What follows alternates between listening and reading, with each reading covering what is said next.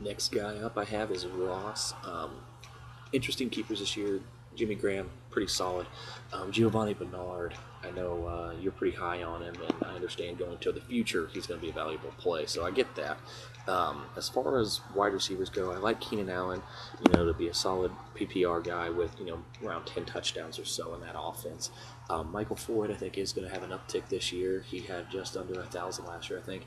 It's all going to be on the touchdowns with him, though. If Larry Fitzgerald really gets on the page with Carson Palmer in their second year, then that could hurt him some too, but I think he's going to do quite well. I would have liked to see him as a third, but as a second is all you're going to get him in this league because the hype train's on him. So he's a very valuable wide receiver. I think he's going to do well for you.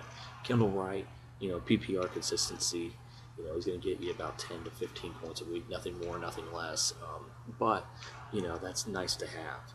As far as running backs, we already talked about Giovanni, but Fred Jackson is your second. You took Kendall Wright over Fred Jackson, over taking another, running back, which led you to Fred Jackson. I like Fred Jackson, but I don't know if I'd want him as my second. I don't know if I feel comfortable with that.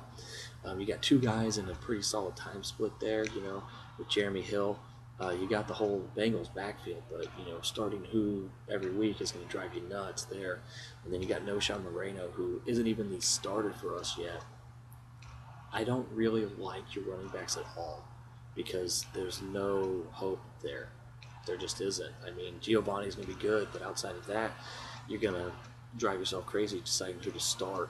And then you took only 4 running backs when you were weak there. You took a lot of wide receivers with Aaron Dobson, Brian Hartline, and you only have one quarterback on your roster, which is Jay Cutler. That's an interesting one to do. We all know he's only going to play 10 games, so you might want to correct that situation. Hopefully you'll play the waiver wire for better running backs. That's always a way to be. But as of now, I got to give you a C on the draft, man.